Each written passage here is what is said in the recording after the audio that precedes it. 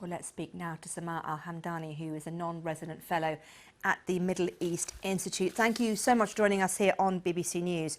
The Houthis have claimed they are responsible for the attack, but there's a lot of speculation still, isn't there, about who really is responsible?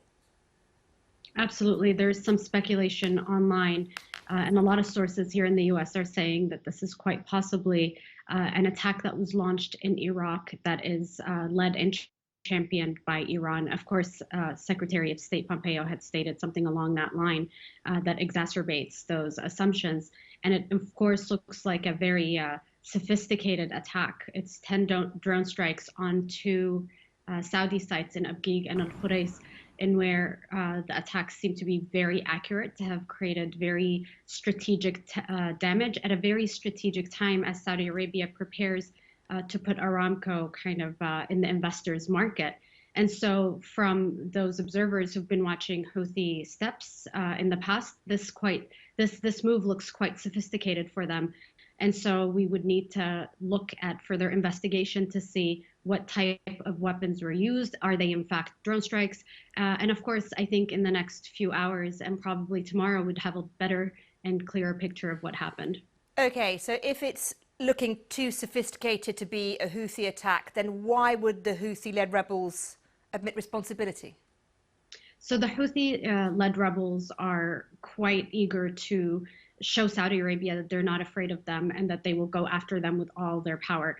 As a matter of fact, the past drone strikes that the Houthis also claimed, there's some speculation also as whether they were launched from Yemen or not. And according to the Houthi statement itself, they stated that they had cooperation and help from some people within Saudi Arabia.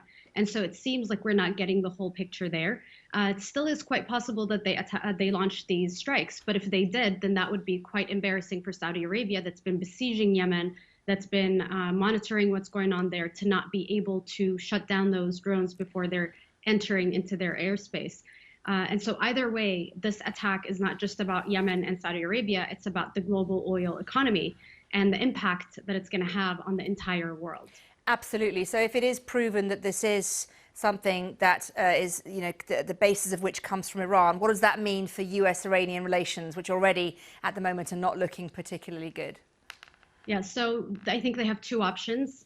They either can escalate this and use it as a way to create further chaos, or they can take it as an opportunity to say, hey, we don't want this affecting the entire world.